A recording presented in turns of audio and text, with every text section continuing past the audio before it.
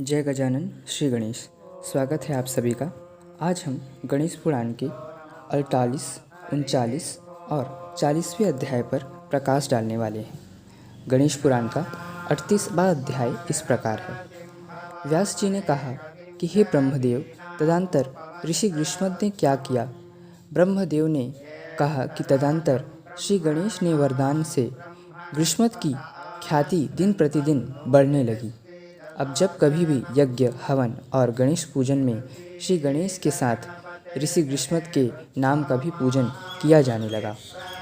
एक दिन गृष्मद जब नित्य कर्म से निवृत्त होकर गणेश पूजन में तत्पर थे, तभी उनकी माता मुकुंदा के श्राप के फलस्वरूप गृष्मद के देह से एक रक्तवर्ण के बालक का जन्म हुआ, जो कि अत्यधिक विशालकाय एवं रक्तवर्ण का था, जिसकी गर्जना से 10 दिशाएं निनादित हो गई थी।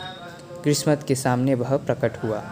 तब उसे देखकर मुनिवर ने उससे कहा कि हे बालक, तुम कौन हो। तब उस बालक ने कहा कि आप तो सर्वज्ञ हैं, सर्वज्ञाता हैं, तो क्या आप मेरे प्रकट होने का कारण नहीं जानते। मैं आपका ही पुत्र हूँ और आपके ही देह से उत्पन्न हुआ हूँ। आप मुझे ज्ञान प्रदान करें। मैं इस त्रिलोक का राजा बनना चाहता हूँ और देवताओं को उनके पद से हटाकर स्वयं आसीन हो सकूँ, ऐसी कृपा कीजिए। उसकी इस इच्छा को देखते हुए गृष्मद मुनि ने उस बालक को श्री गणेश के मंत्र से दीक्षित कर उस बालक को तपस्या करने को प्रेरित किया, और वह बालक श्री गणेश को प्रसन्न करने के लिए मंत्र का जप करता हुआ वन में जाकर श्री गणेश के तप में निरत हो गया। उसने पैर के अंगूठे के बल पर खड़े होकर श्री गणेश का आवाहन करने लगा, और तब उसकी कठिन तप से प्रसन्न होकर गजानन ने उस बालक को दर्शन दिया और वर मांगने को कहा। तब उस पुरुष ने उनकी स्तुति करते हुए उनसे देवता, नाग, असुर एवं गंधर्व, किन्नर इत्यादि से पराजित न होने का वरदान मांगा।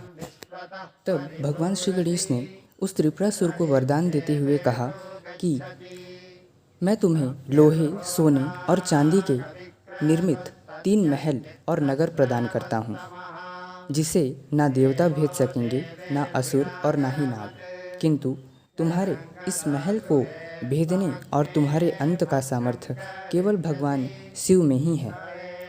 इन 3 नगर और लौहपुर, स्वर्णपुर और रजतपुर के अधिपति होने के कारण तुम्हारा नाम त्रिपुरासुर होगा। ऐसा कहकर श्री गणेश अंतर्ध्यान हो गए।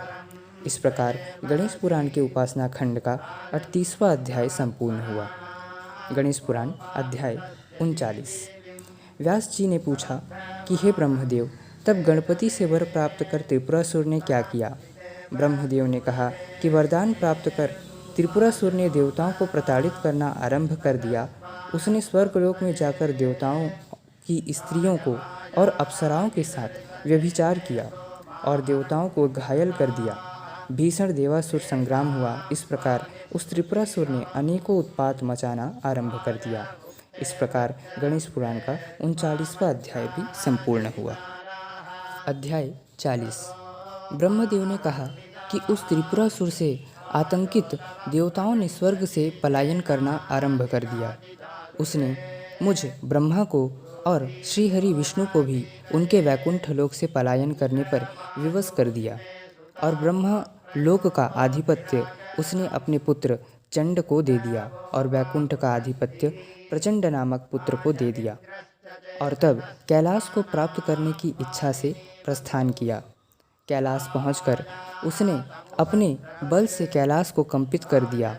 उसके इस बल से प्रभावित होकर भगवान शिव ने त्रिपुरासुर को दर्शन दिया और वर मांगने को कहा।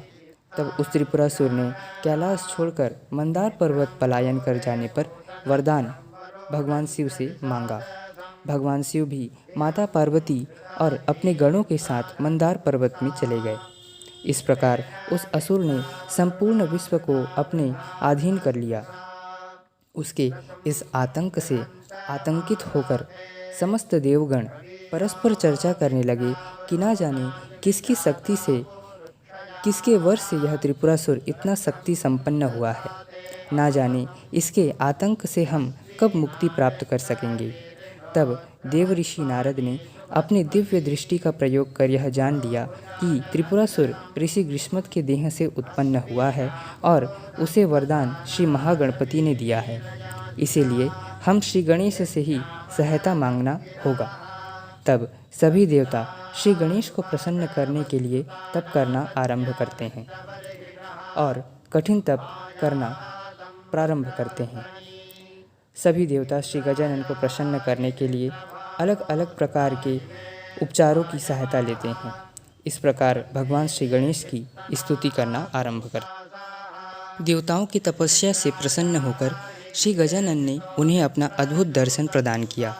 तब देवताओं ने उनकी स्तुति की कि परमार्थ स्वरूप अखिल विश्व के कारण आपको नमस्कार है इत्यादि भावपूर्ण शब्दों से देवताओं ने श्री गणेश को प्रसन्न किया।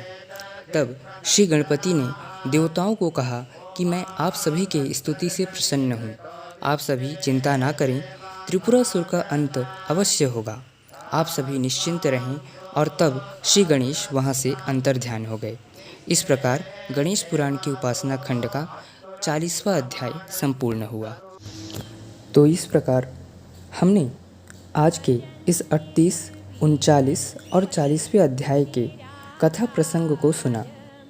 आज मैं आप सभी को यह बताना चाहता हूँ कि ये जो भी कथा हम सुन रहे हैं और सुनते आए हैं, कथावाचकों से, संतों से और अपने माता पिता से, और हम अपने आने वाली पीढ़ी को भी अपने धर्म, देवी देवताओं से जुड़ी कथा कहानियों को सुनाते हैं। किंतु क्या आपने कभी इन कथाओं को सुनकर इसे समझने का प्रयास किया? बहुत कम ही लोग ऐसे होंगे जो पुराणों में वर्णित इन कथाओं को समझकर अपने जीवन में लाने का प्रयास करते होंगे। इस चैनल का उद्देश्य केवल कथा सुनाना नहीं, अपितु इन कथाओं में वर्णित प्रसंगों को अपने निजी जीवन से जोड़कर देखना और लोगों को इसके सही अर्थ को समझाकर अपने जीवन को सार्थक करना, यह हमारा मुख्य उद्देश्य है। पुराणों में वर्णित यह कथाएं केवल एक इतिहास नहीं है। इन कथाओं द्वारा ऋषि मुनियों ने हमें जीवन के हर एक पक्ष, हर एक पहलू से परिचित कराया है। उदाहरण के तौर पर इस कथा को ही देखिए कि किस प्रकार एक मुकुंदा ने, उसकी अनुचित इच्छा ने इतना कुछ कर दिया।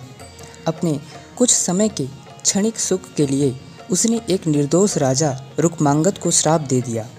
किस प्रकार देवराज के भोगी प्रवृत्ति ने उन्हें एक स्त्री के साथ दुराचार करने को प्रोत्साहित कर दिया, और किस प्रकार ऋषि ग्रीष्मत के क्रोध ने अपनी माता को श्राप देने और ऋषि पत्नी मुकुंदा को अपने पुत्र को ही श्राप देने पर प्रोत्साहित किया, जिसके परिणाम स्वरूप त्रिपुरासुर जैसे वासनाग्रस्त और महत्वाकांक्षी असुर का जन्म हुआ।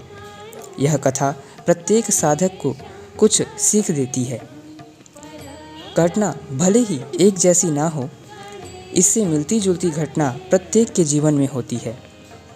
कभी हमारा मन भी मुकुंदा की तरह काम संलिप्त होकर कुचेष्टा करने को प्रेरित करता है।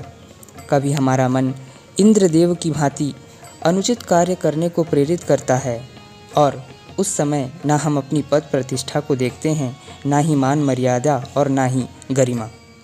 कभी हमारा मन भी त्रिपुरासुर के ही भांति महत्वाकांक्षा से भर जाता है। ऐसा लगता है कि सारा संसार केवल हमें ही सुने, हमें ही देखे। हम एक देश का राज्य और पूरे विश्व का राज्य प्राप्त कर राजा बन जाएं। आज भी ऐसे लोग हैं जो अपनी महत्वाकांक्षा को पूरी करने के लिए किसी भी सीमा तक जाने को तैयार रहते हैं। इसी कारण हमारे इन सारे ग्रंथों में कहा गया है कि काम से ही क्रोध और अन्य विकार उत्पन्न होते हैं, और सभी के मन में यह विकार होते ही हैं। तो इससे मुक्ति कैसे प्राप्त करें? इसका उपाय केवल एक ही है, ईश्वर भक्ति, साधना एवं आत्मचिंतन, जो हम करने का प्रयास कर रहे हैं। अकस्मात अचानक ही इन विकारों से मुक्ति नहीं मिलेगी। इसलिए निरंतर हमें भगवान श्री गणेश के ही शरणागत रहना होगा। अपने भौतिक इच्छाओं को छोड़कर प्रभु से अपने विकारों पर नियंत्रण करने की प्रार्थना हमें करनी चाहिए। यही भक्ति है, यही पूजा है। इसलिए हमारे ऋषि मुनियों ने इस प्रकार की कथाओं को भी पुराणों एवं ग्रंथों में लिखा है, जिसमें काम, वासना, लोभ, क्रोध, मोह इत्यादि का उल्लेख आता है। कुछ लोगों का कहना है कि 18 पुराण और 18 उप पुराण में काम या वासना संबंधी कथाओं का उल्लेख मिलता है, तो हमें पुराणों को नहीं पढ़ना चाहिए। यह एक काल्पनिक कथाओं का संग्रह मात्र है। हमें तो वेद, वेदांग, न्याय, दर्शन, मीमांसा, वैशेषिक, निरुक्त का ही अध्ययन करना चाहिए, पुराणों का नहीं। तो ऐसे लोगों से मैं यही कहना चाहूँगा कि पुराणों की कथाओं को तात्विक दृष्टि से समझे बिना आप अपने मानसिक विकारों पर नियंत्रण नहीं कर सकते। पहले पुराणों की इन सरल कहानियों को तो समझकर अपने जीवन में उतारने का प्रयास करें, फिर वेद वेदांगों की बात करेंगे। पुराणों में वर्णित कथा तात्विक दृष्टि से अनुचित होती तो क्या वेद व्यास महर्षि जैसे ऋषि इन कथाओं को लिखते? नहीं। इसलिए मेरा आप सभी से निवेदन है कि आप सभी अपने मन को सदैव भगवान गणेश के अधीन रखें। यही एकमात्र उपाय है विकारों से बचने का और श्री गणेश की भक्ति करने का। यदि जीवन की व्यस्तता के कारण हमें ग्रंथ का अध्ययन करने का समय नहीं मिलता है, तो कुछ समय अवश्य निकालें। जिस प्रकार हम चाहे जितने भी व्यस्त हों, अपनी दैनिक दिनचर्या का पालन जरूर करते हैं, भोजन, स्नान इत्यादि जरूर करते हैं, इसी प्रकार अपने मन के लिए, अपने आत्मा की शुद्धि के लिए कुछ समय ईश्वर की भक्ति और ग्रंथ अध्ययन में लगाने का भी प्रयास हमें करना चाहिए। और अगर संभव ना हो तो टेक्नोलॉजी का सहारा लेकर संतों की वाणी, उनके प्रवचन अपने मोबाइल या टीवी इत्यादि पर सुनने का प्रयास करना चाहिए।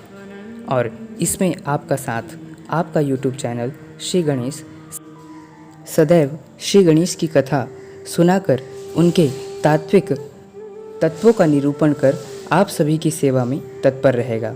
अगर यह वीडियो आपको पसंद आता हो तो कृपया लाइक, शेयर और कमेंट करें। धन्यवाद। जय गजानन। श्री गणेश।